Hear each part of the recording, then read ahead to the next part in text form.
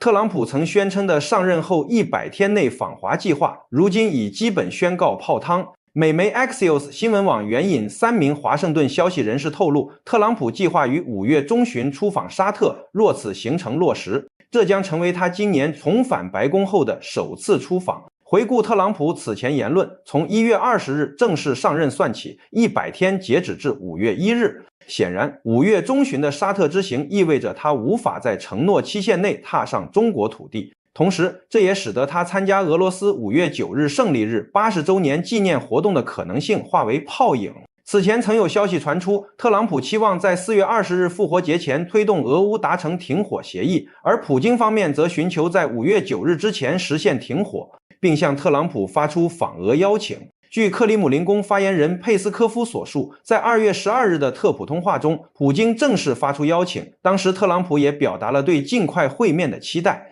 但当下局势表明，特朗普大概率不会将中国或俄罗斯列为外访首战。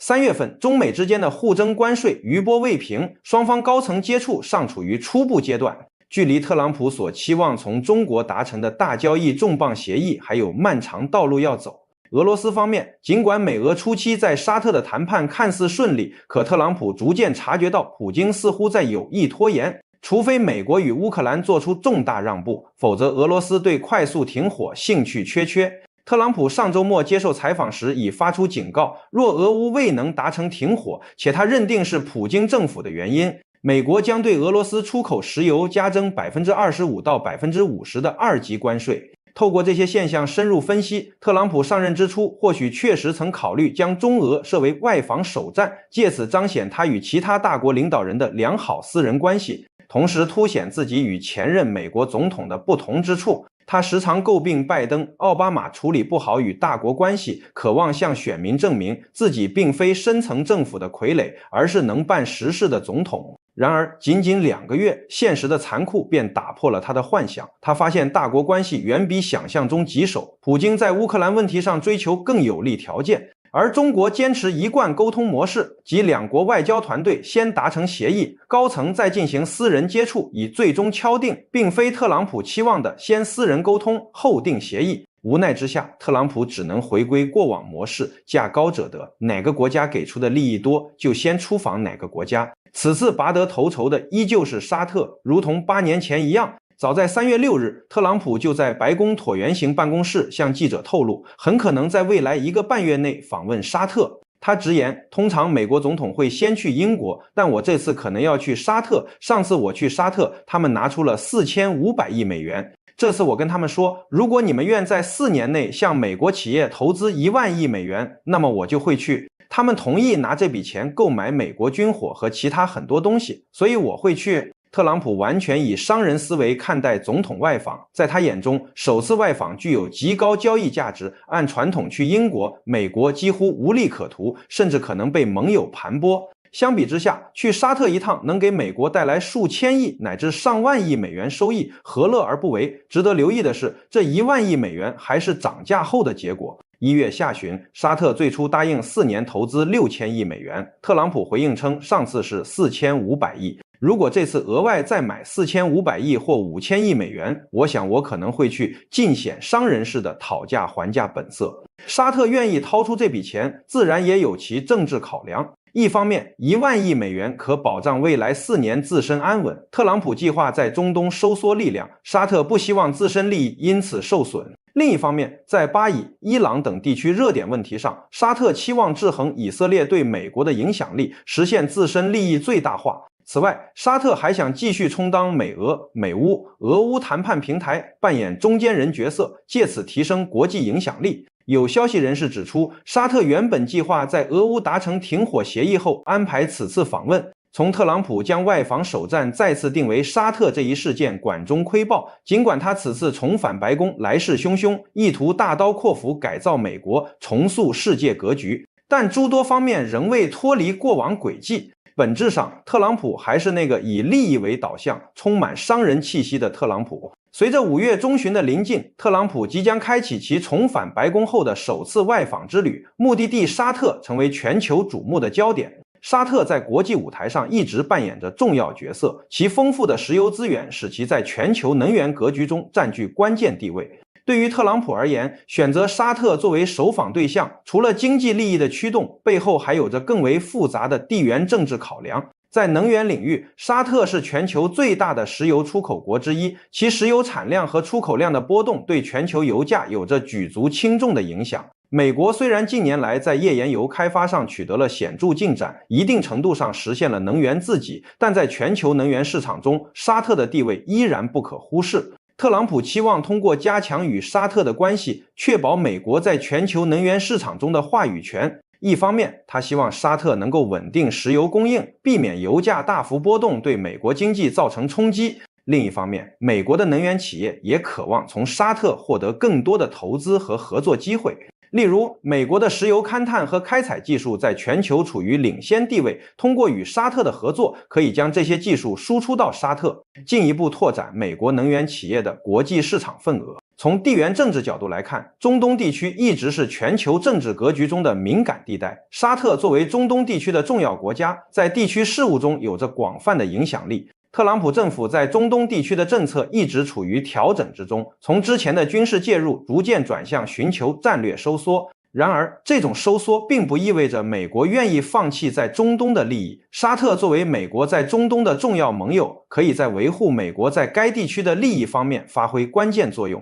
在巴以问题上，沙特一直试图在阿拉伯国家中发挥领导作用。特朗普政府的中东政策，尤其是在耶路撒冷地位等问题上的表态，引发了阿拉伯国家的广泛关注。沙特希望通过与美国的紧密合作，在巴以问题上维护阿拉伯国家的整体利益，同时平衡以色列在美国外交政策中的影响力。在军事合作方面，沙特一直是美国武器装备的重要买家。此次沙特承诺在4年内投资1万亿美元用于购买美国军火和其他产品，这对于美国的军工企业来说无疑是一笔巨大的订单。美国的军工产业是其经济的重要支柱之一，大量的军事订单不仅可以促进军工企业的发展，还可以带动相关产业链的繁荣，创造大量的就业机会。对于沙特而言，购买美国先进的武器装备有助于提升其自身的军事实力，维护国家的安全稳定。同时，通过与美国的军事合作，沙特也可以在地区军事平衡中占据更有利的地位。然而，特朗普的沙特之行并非一帆风顺。在国际舆论方面，一些国家和国际组织对特朗普将外访首站定在沙特表示质疑。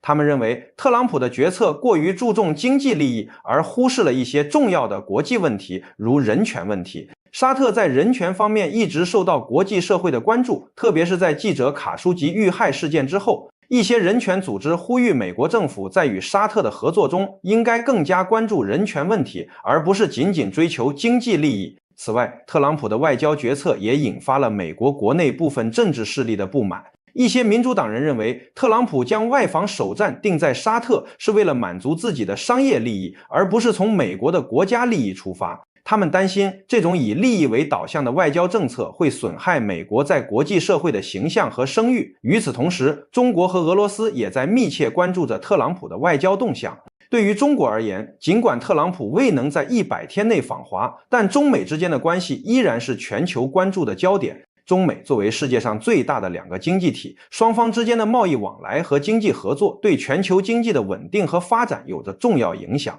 虽然2、3月份的互征关税给双方的经贸关系带来了一定的冲击，但双方都意识到合作才是共赢的选择。中国一直主张通过对话和协商解决贸易争端，推动中美关系健康稳定发展。在外交层面，中国继续秉持独立自主的和平外交政策，积极推动构建人类命运共同体。中国在国际事务中发挥着越来越重要的作用，通过参与全球治理，为解决全球性问题贡献中国智慧和中国方案。俄罗斯在面对特朗普的外交政策调整时，也保持着高度的警惕。在乌克兰问题上，俄罗斯与美国的分歧依然严重。尽管美俄之间进行了一些谈判，但双方在关键问题上的立场依然相距甚远。普京政府在乌克兰问题上的目标是确保俄罗斯的安全利益，维护乌克兰东部地区的稳定。俄罗斯认为，美国及其盟友在乌克兰问题上的干涉是导致地区局势紧张的主要原因。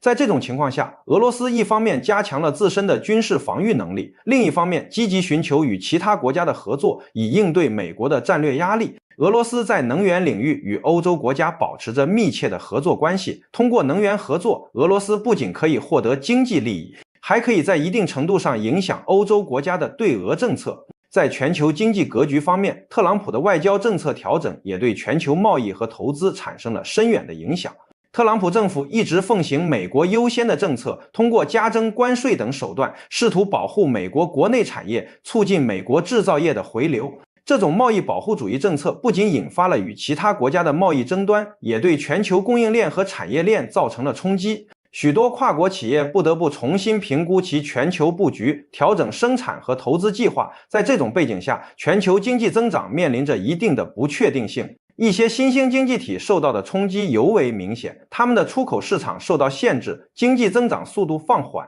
然而，也有一些国家开始积极寻求新的合作机会，推动区域经济一体化进程。例如，亚洲地区的一些国家在加强区域经济合作方面取得了积极进展，通过签署自由贸易协定等方式，促进了地区内的贸易和投资自由化。从美国国内政治角度来看，特朗普的外交政策也面临着诸多挑战。美国国内政治环境复杂，不同政治派别之间的分歧严重，特朗普的外交决策往往受到国内政治势力的制约。一些民主党人对特朗普的外交政策持批评态度，他们认为特朗普的政策过于激进，缺乏长远规划。在国会中，民主党人可能会通过立法等手段对特朗普的外交政策进行制衡。此外，美国的一些传统盟友也对特朗普的外交政策表示担忧，他们担心特朗普的美国优先政策会损害美国与盟友之间的关系，削弱美国在全球的领导力。不过，川普却说了实话，他说美国经济正处于满目苍蝇的危险状态，市场被严重的扭曲，资产泡沫恶性泛滥，实业复苏萎靡不振，疯狂的货币宽松迫使中产阶级的财富遭到了剥夺，而鲁莽贪婪的华尔街却逃脱了惩罚。他们不仅毫无悔改之意，而且还在变本加厉。美国和全世界正在走向巨大的灾难。川普其实说得很实在，他自己本来是美国社会中的上层人士之一，就是精英统治阶层，最终却选择了与精英集团彻底决裂的道路，因为他认为美国社会已经千疮百孔，而他决心站出来替美国的中下阶层讨个公道。但是川普能够改变美国的现状吗？总统有足够的权力进行深度的改革吗？这就要涉及到美国政治游戏的最根本的规则，这就是美国宪法。今天我们将深度分析宪法制度的根本原则，即少数人的财产权需要得到特殊的保护。当然了，今天我们如果读美国宪法的话，你会发现美国宪法写的非常的简单啊，它的正文加上27条修正案，全部加在一起不过11000字。宪法的正文部分呢，其实只有6000多字，加在一起也就是7条啊。第一条讲国会的立法权，第二条讲总统的他的权利，第三条就是司法权，第四条呢，实际上是在介绍联邦和州之间的一些关系进行界定啊。第五条宪法修正案应该怎么搞啊？第六条就是一些疑难杂症啊，还有一些3条这个小的事项。第7条就是宪法如何批准实施。那么归纳起来呢，它的总的原则就2点：州要把自己的主权要归于中央，就是联邦。那么联邦呢，集权之后要进行3权分立。那么这个就是很多人没有搞明白的地方了，就是在整个宪法中间并没有明确提到要保护财产权啊。那怎么来理解这个事儿？在我看来啊，我们研究法律的人重点是看3权分立背后的法理，那么研究政治的人他们重点看的是3权分立的结构。那么为什么大家没有看出保护财产权这一点呢？这个就需要我们回到当时制定宪法的那个历史阶段，然后才能很明白地了解宪法制定者们他们的思维方式和他们当时所面临的问题。我记得上期节目中我曾经讲过，就是在美国独立战争胜利之后，一直到宪法制定1787年之前，美国当时社会陷入了严重的经济衰退，也就是独立战争胜利了，但是独立是有代价的，这个经济代价是经济衰退，再加上当时联邦政府，当时叫邦联政府，组织涣散，所以整个社会就出一派是少数派，人数较少，这些人包括什么呢？包括这个比如说商人的集团、制造业的集团还有金融集团，另外就是地产集团。这些人人数虽然少，但能量很大，他们就坚决要求要搞中央集权的联邦制，也就是要把国家的最主要的权力，包括什么呢？像征税权、货币权立法权、司法权、外交权，还有财权和军权，全部集中在中央政府同时呢，联邦政府要负责保护商业，同时要搞高关税除此之外，还有就是公司的债务必须要发行新的国债，而且要1:1的兑换要用金银币来负责偿还，这个是他们这派的观点，所以这派又叫联邦派。那么与他们的利益相对立的呢，是另外一派，就是人数占人口90%以上的就是中小农场主们。他们的利益出发点截然不同因为他们在独立战争过程之中，生产遭到了严重的破坏，而且他们很多人都去参军，40万去参军，当时在美国整个青壮年劳动力中占了50%以上所以生产遭到了破坏，然后付出了巨大代价，还死了很多人。结果呢，战后他们的由于他们严重负债累累，再加上经济衰退，所以他们强烈要求休养生息减轻赋税同时呢，要允许各州发行自己的纸币，也就是要搞通胀，用通胀的办法来缓解他们的债务压力当然了，少数派一看，你如果搞通胀的话，我们债权人的利益就遭到了损失，也就是我们的财产权遭到了破坏。注意这里的财产权不应该狭义的理解成就是每个身家的财富包括房子、地产这些呢是狭义的财产权，其实还有广义的财产权。广义财产权就是什么呢？债权投资收益，包括商业机会，这个叫广义的财产权。也就是说，宪法最终要保护的不光是一个防止打砸抢这样的暴力事件，它更主要的是要保护一种商业的环境。所以双方在当时产生了激烈这种争议，而且已经发展到了暴力对抗的程度。你比如说我上期讲到的马萨诸塞州的谢斯带领好几千人发动了武装起义所以导致了马萨诸塞陷入了内战。同时宾夕法尼亚也发生了很多暴力的这种动乱，南方的卡罗来纳也出现类似的这种大规模的社会骚乱所以这个时候如果说按照民主的原则民主政治来看的话，那么占人口多数的农场主他们就会占上风他们实际上在很多州在地方的这种议会中已经占了非常强势的地位，那么他们就会按照自己的意愿来强迫少数派承担更多的损失这样的话少数派就认为你们这叫多数人的暴政，侵犯了我们少数人的利益，所以联邦派的这些人就不能够允许这种现象出现那怎么办？怎么保护自己的利益呢？因为对方已经采取暴力行为了，所以联邦派中间的少数极端分子他们就说我们应该商人出钱支持军队，然后搞军事独裁，甚至实行君主制，把华盛顿选出来当我们的国王。那么联邦派中间的少数极端分子你比如说像汉密尔顿罗伯特莫里斯，这是两个灵魂人物，他们俩就开始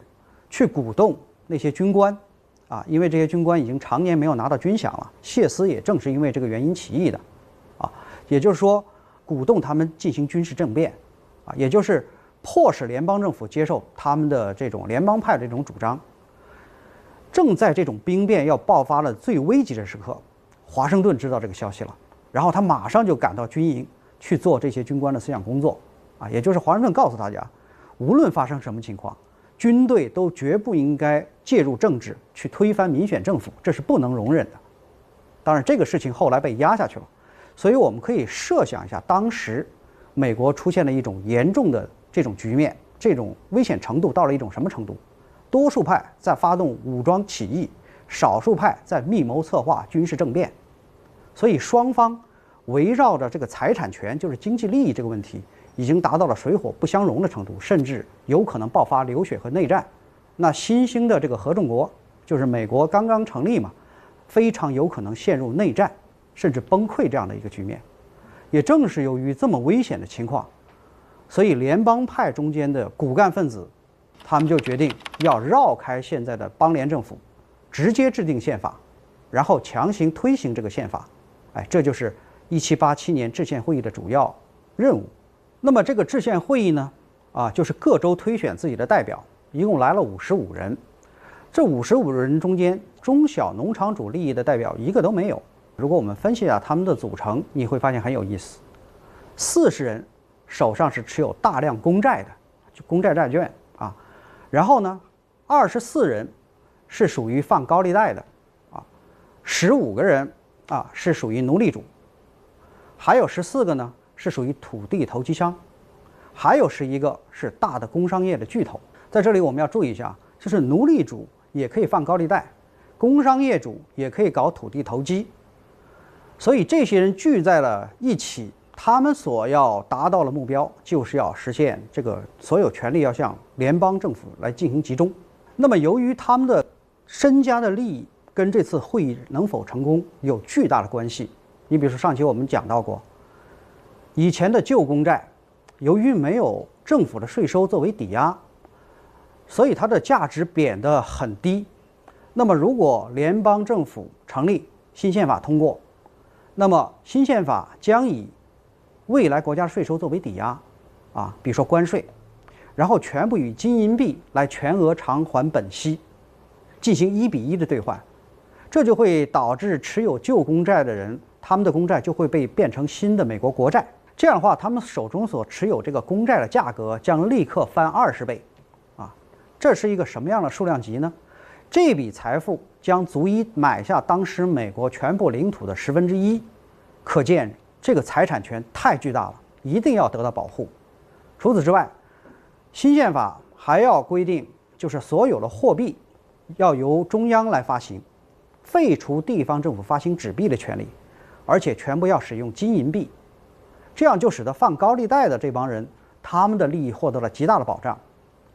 当然除此之外还有联邦要搞军队，要搞联邦军队。如果说有了联邦军队，这帮人将会横扫西部地区的印第安人。那么在战争期间已经在西部大量圈地的这些土地投机商，他们所持有的土地将会价格暴涨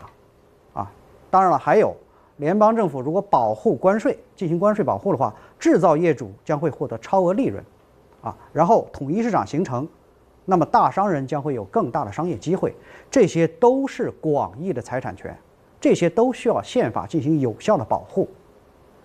那么在制宪会议中有一个最重要的灵魂人物，这就是我们现在称之为宪法之父的麦迪逊。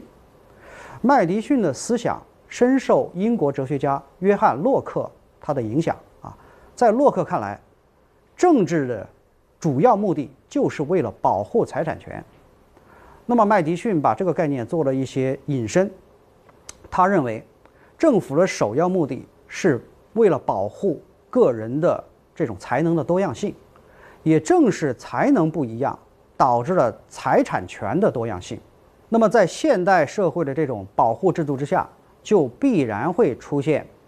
多种不同的这种财产权。你比如说工商业集团、金融集团、地产集团，还有农场主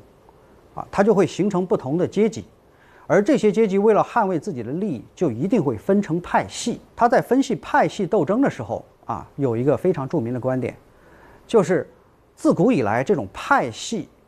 最持久和最强有力的这种动力，就是源于财产权的不同的占有而如果说人的才能不一样，政府又保护这种才能的多样性，就必然会导致这种派系斗争永无止息，它是永远存在的，无法消除。在他看来，根据人类的所有经验已经证明了，对于这种派系斗争，靠宗教、靠道德的这种约束力是根本没有用的。而当时呢，麦迪逊认为美国的局面已经出现了一种非常严重的危险性，就是派系斗争发展到了一种极端危险的程度，也就是说，多数农场主有可能结成压倒性的优势，那么为了满足他们自己的意愿，会去侵犯少数人的利益，那么在这种情况之下，就是要搞一套权力相互制衡的这样的一种体制，用这种体制来控制多数人，也就是防止多数暴政。那么同时呢，这套体制还要保证平民政治的这种精神和形式，就是你还是要允许民选。解决之道，那就只能搞三权分立了。注意啊，我认为麦迪逊的这个分析和他的这个主要观点，我们当然现在可以从《联邦党人文集》这本书中可以找到。他的这种观点应该说是最准确地反映了美国宪法制定的最核心的这种中心思想，也就是制定宪法的主要目的是为了限制民主政治，而不是鼓励民主政治。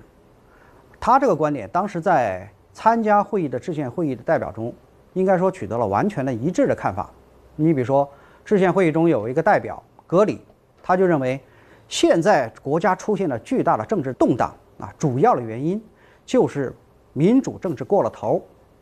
还有弗吉尼亚的代表伦道夫，他的观点也是，过去几年以来，美国出现了这种各种各样的政治的骚乱，主要是民主政治的这种愚蠢和狂暴。那么还有呢，就是制宪会议中的两个核心的人物，联邦派的核心人物汉密尔顿还有莫里斯，他们的观点也很有代表性。汉密尔顿就认为，在任何一个社会中都会天然形成少数和多数，少数这些人呢，家境很好，出身名门，而多数人呢，往往都没有对事物正确的判断力和分析力。所以他建议，在参议院这个级别中间这些议员应该搞终身制。莫里斯他的观点是，应该让这个有钱这些贵族来担任参议员，以有效镇压民主的骚乱。注意这个莫里斯和汉密尔顿就是策动军事政变这两位。那么如果我们看整个制宪会议过程之中，所有的代表对未来的基本的大政方针就是三权分立、有效制约民主政治，这是没有疑问的这个方针包括中央集权，这都是大家同意的，而且他们的身家跟这件事情有密切的关系。关键是有两个重大的分歧。第一，以什么样的政体来实现这个目标？第二，如果你搞三权分立、权力相互制约，那么各种派系的利益怎么进行分配？正是在这两个目标中产生了制宪会议中最严重的这种分歧。你比如说吧，第一个方案就是弗吉尼亚代表伦道夫提出来的，这个叫弗吉尼亚方案。这个方案中提出，美国应该搞两院制，参议院和众议院，然后这个由人口的数量来决定议员的数量，就是人口大州，你的议员数量就多，议席就多，然后最后由这些国会来选举政府，这当然是参照英国的议会政府制。但是他这个方案提出来之后，马上就引发了新泽西州这个代表佩里森拍案而起，说这不公平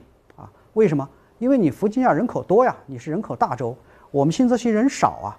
如果说要根据人口来定的话，那我们就吃亏了，凭什么？所以他提出了搞一院制，只搞一个议院这个时候我们看到他的分歧的观点的核心就在于，新泽西方案搞一院制，每个州都是人数相等，议员人数相等，保证大家权力对等所以两边就开始掐得很厉害。你会看到人口大州全部都支持弗吉尼亚这个方案，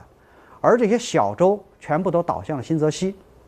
双方争论到这个最激烈的时候，几次休会马上就看到这个制宪会议马上就要解体了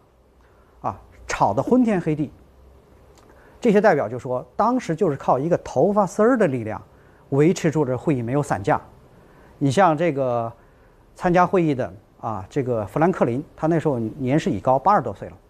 那个时候就大呼人类的智慧已经无法解决这么困难的问题，双方斗得太厉害，所以他建议我们再开会，一开始大家先祈祷，人的智慧已经不行了，我们必须要借助神的力量才能给我们指引。当然，在我看来，这个会议最终没有谈崩的最重要的原因是每个参加会议的人，他们的身家、切身利益都跟这个会议的成败有巨大的关联。谈成了，所有人身价暴涨；谈不成，大家没有任何好处。为什么会谈崩呢？所以最后必须要妥协。那么这种妥协的结果是什么呢？就是搞两院制，在地位较高、权力较大的参议院实行每州平等，每个州设置2个参议员，1人1票，大家都是平等的。这样小州表示可以接受。那么在众议院众议院就搞人数，按照人数来，人数多的议席就多，3万人选举1个众议员。这样的话，大州也觉得很平衡，觉得这样很公平。那么蓄奴州呢？蓄奴州的这个奴隶人口按照3/5计入也就是1个黑人奴隶相当于3/5个白人。为什么是3/5？这就涉及到经济利益的平衡了因为当时在美国，北方有7个自由州，南方是有6个蓄奴州。北方重点发展工商业就是我在以前讲到的新英格兰模式；南方呢，主要发展种植业，就是弗吉尼亚模式。这样就会导致一个结果就是北方的这些人要发展工业，就要搞关税保护那就是从欧洲进口的这些工业产品价格就会抬高，而南方就非常担心，因为这个政策对他们非常不利。南方搞种植业，种植业搞出来农产品是要到欧洲去换工业产品的。好，你这搞高关税，就等于是物价上涨了也就是我吃亏了，南方的财富会被转移到北方去补贴工商业，所以南方各个州非常担心这个事儿。那由于他们搞这个奴隶制，就导致了这个地区的白人的相对比例偏小，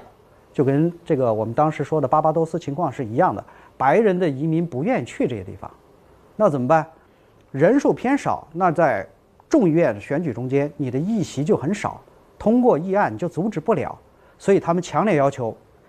黑人的奴隶必须要按照1:1计入总体人口，这样他们就会获得更多的这个众议院的议席。北方州说没问题但是现在由于这个征税权已经归于中央已经归到国会这儿来了，在未来征税的时候，它是按照人口比例来分摊，也就是人口多的征税额要大一些。那这样一计算，南方的白人就觉得吃亏了，因为奴隶计算之后，他们的人口变多，那么未来你相应承担的税负就大，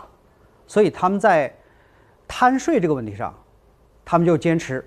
黑人的人口在摊税这个问题上不能算入人口，只能算白人的资产。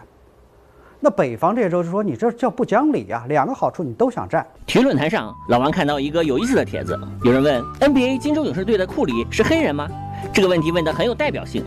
无论五官还是肤色，库里在很多中国人眼里长得一点都不像非洲裔。另外还有 NBA 快船队的格里芬、巴西足球明星大罗纳尔多，很多中国人也无法分辨他们到底是黑人还是白人。不过对于美国人来说就比较容易啦。大航海时代，葡萄牙、西班牙、荷兰等欧洲国家奸商通过坑蒙拐骗等手段，把非洲人贩卖到美洲当奴隶。这些黑人被白人当作私人财产，当作2只脚的牲畜，不允许享有白人所拥有的权利。随着时间推移，黑人在美洲生根发芽，与不同肤色的人种通婚，留下不少混血后代。种族隔离时代，美国各州为了区分这些黑人，通过立法制定了一滴血原则，只要祖上有1个人是黑人，就世世代代都是黑人。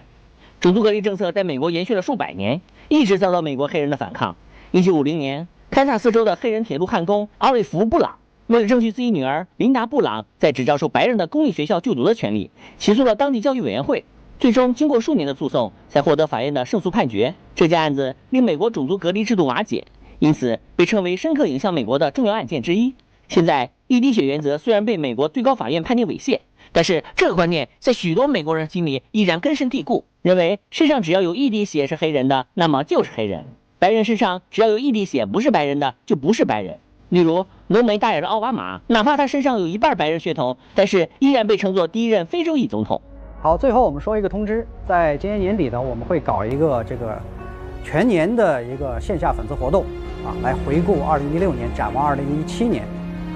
大家可以关注我们的微信和微博，到时候看我们发出的通知。好，谢谢各位。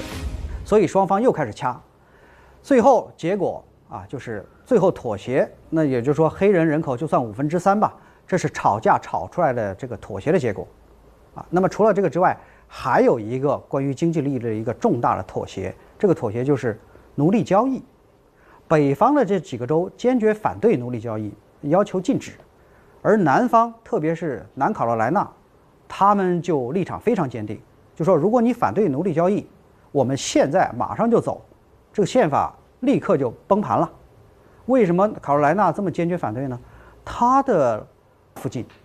而沼泽地，他说这个死亡率太高，黑人奴隶死亡率太高啊，由于各种这种传染病，所以你要禁止奴隶贸易，我这个整个经济基础就全部垮台了，这个事儿没得谈，你们要坚持，我就退出，那么宪法就搞不成，所以最后没办法，北方州只有进行让步，让步的结果就是我们现在如果读美国宪法的第1条第9款第1项，有一条非常奇怪的规定，就是到1808年之前啊，这个美国国会是禁止立法限制各州这个移民的移入，但是国会可以征税，每个人头可以征10美元。你如果不了解这段历史，你以为这是个移民的有关条例，其实这是对奴隶贸易做了一个巨大的让步。也就是说，给你南卡罗来纳20年的时间，你可以继续进口奴隶，但是每个奴隶要罚款20美元。所以你看到制宪会议它是经过多方反复博弈、剧烈争吵，达成了一个妥协方案。最后呢，终于在立法问题上取得了一致啊。当然后来我们知道，这个各州权力归于中央，归于联邦，联邦把这些权力再分成立法、行政和司法3大块。那么这套体系它又如何防止多数派掌权呢？因为这是问题的焦点和核心。我们来看它这个制度，它的结构很有意思。比如说立法权，立法权被人为的分裂成2个部分，众议院和参议院。众议院是搞民主政治，1人1票啊，这个就是面向全民进行直选。但是这么一来的话，就会出现一个风险，这个风险就是农场主的人数多呀，他们有可能控制众议院。所以为了有效的制约众议院啊，万一这帮农场主搞出什么侵犯少数人财产权的这样的法案怎么办？那么就要设置在它上面要设置一个这个权力更大的参议院啊。参议院它就不是直接选举，参议院是由各州议会来推选。各州议会的主要人物是些什么人呢？就是当地的士绅和名流啊，这些人都是可以说是本地贵族吧。他们当然推选出来这个参议员，自然是代表他们的利益的，也就是代表少数派的利益的。当然我们现在知道，美国这个参议院的选举是直选了，但是在20世纪以后才改变的，当年不是。而且呢，众议员的这个任期是2年，参议员是6年，也就是少数精英在参议院中间的权力更稳固。而且众议院的所有的议案上来，如果这个侵犯了少数人的利益，参议院可以否决它，让它根本无法成为法律。这就是通过这个办法可以有效的瓦解多数派这种能量。那么从选举时间上来看，也是经过精细设计的。比如说众议院它是2年全部改选，而参议院呢2年只改选1/3啊，也就是少数的精英在参议院中间的地位更加稳固，因为它时间长嘛，每次只选1/3。好，这就导致多数派想通过一次选举同时控制参众两院根本就做不到。而且在立法的对面设计了一套通过完全不同选举制度选举出来的总统啊。注意啊，这个总统选举也不是直选，我记得在上期中我们说过，它是通过选举人来选举总统。那么选举人是怎么产生呢？也是由各州的议会来决定游戏规则，他们来选举选举人啊。那么这就有意思了，各州的议会是当地的名流士绅啊，也就是少数派，他们所推选出来的总统选举人是最后有权选举总统的人，这就会有效地控制总统最后的结果。这个问题我们在上期中讲到过，但是讲的还不够深入。你比如说这套制度，它最有效的可以防止民主中间的出现了一些这个杂音啊，比如说突然有一派或者有某个人特别强势，知名度很高啊。你比如说麦当娜啊，他是全美国都闻名的一个歌星，他如果要去竞选，有可能吗？在选举人制度之下是绝对不可能的。第3党、第4党这些小党派在选举人制度之下也不可能出现。原因何在呢？比如说，我们现在看到美国总统的选票，如果你想选2党之外的第3方的候选人，或者你一个独立的候选人，你这个选票上必须要写上这个人的名字，比如说麦当娜，同时还要写上谁推选麦当娜，就是你要把他的名字再加上选举人名字同时写上。好，当你这个选票在进行统计的时候，人家一看你这个选举人没名啊，不知道是谁，州的议会没有选他作为候选人，所以你这票就计入不了。通过这个方式，可以有效的把这个第3党的或者这种特别有名的人，他想自己单独去选总统，可以有效的屏蔽掉。啊，你比如说在现实生活中，比如说我们看到独立候选人像佩里，当年他赢得了全国20%的普选票，就是全国人口中20%人选他，但是在538个这个选举人团中间，他的得票是0，没有任何一个选举人投他。通过这个方式，就可以彻底的屏蔽这些在社会中名气特别大的人，但是不属于任何党派，不属于2党任何一党的人，他是绝对没有希望赢得选举的。这是一套很厉害的制度。好，如果在众议院和参议院都出现了这个多数派掌权这个情况，比如说他们通过了一个非常不利于少数派的一个侵犯他们财产权的一个议案，总统是有权否决他的，啊，所以通过总统，这又是一道防火墙，可以有效的再次制约多数派的这种权利。啊，你的法案通过不了，总统可以否决。那么除此之外，我们来看这个总统任期和总统选举也是有意思的，它也是经过精心考虑的。总统是4年，它不是这个参议院的6年，也不是众议院的2年，这就搞出了3套选举机关的3种不同年限的选举制度。多数派要想同时控制这么复杂的系统，基本上是没有希望的，或者是根本不可能。从这个意义来说，有效地防止了多数派任何侵犯少数这个财产权的这种议案的通过，基本没戏。假如出现了极端少数这种情况，真的出现了一个法案，它侵犯了少数人的这个财产权，又怎么办呢？这就是第3道防线，最后一道啊，我称之为是熔断机制，就是最高法院。啊，最高法院的法官当年是6个，现在是9个，这帮人起到了熔断机制的作用。大法院的法官们完全不是通过选举的，啊，他们是怎么出现的呢？是总统和参议院共同推选，啊，而且是终身制，换不了。那么总统，我刚才已经说了，在他前面啊，我们看到有州议会，然后再有州议会推举的总统选举人团，然后再到总统，这中间有3道防火墙。参议院也是这么出现，有2道防火墙。所以到最后这个最高大法院法官的这个位置的时候，他跟选民中间隔了好几道防火墙。由于是终身制，除非他是自然死亡或者选择退休，否则任何人换不了他们。如果你要等自然淘汰的话，有些法官活着寿命很长，活80、90岁的人比比皆是啊。那就是你至少得等半个世纪，才能够把法官这套体系全部换掉。好家伙，法官这帮人，他们这个巨大权力是什么？就是可以宣布任何这个参院、众议院的立法啊，我宣布你违宪啊！不要忘了，解释宪法的权利是掌握在最高法院的手上。所以我们可以看到，美国这套制度设计它是很厉害的啊，200年来从来没有被攻破过，就多数派从来没有通过这套游戏规则能够把伤害少数派的这种法案这个顺利通过不了啊。所以我们可以看到，美国宪法的设计的最主要的根本的逻辑是什么？就是多数派是危险的，少数派的财产权必须要得到特殊的保护，这是美国宪法最核心的中心逻辑啊，也就是少数人是社会精英，他们最具有创造财富的能力啊，所以必须要得到特殊保护，只有他们得到了保护，才能够创造更多的财富，多数人才能受益啊，多数人的财产权也能受益，这样的话，整个社会的财富才会变得更多。它是这样的一套思维方式和这样一套逻辑架构。那么这套思想体系，包括这个游戏规则，在美国的实验中被证明是成功的，因为美国从当年那个殖民地发展到现在世界的超级强国啊，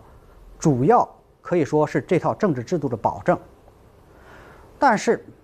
这套体系、这套逻辑架构是不是能够在其他国家适用呢？也就是少数人的财产权必须要得到特殊保护，这个逻辑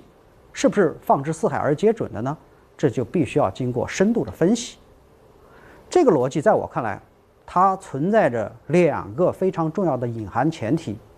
第一个隐含前提就是多数人必然会伤害少数人，这是一个重要的前提。有了这个前提，你才能得出这个结论：少数人必须要得到特殊保护。那么我记得我以前在讲北欧模式的时候讲到过，北欧的模式发源于维京海盗时代。在维京海盗时代，船长和船员它就是一个少数和多数的一个组合。但是这个少数派和多数派，它形成了命运的共同体，双方无论谁伤害谁，最后的结果必然是共同灭亡，没有任何的回旋余地。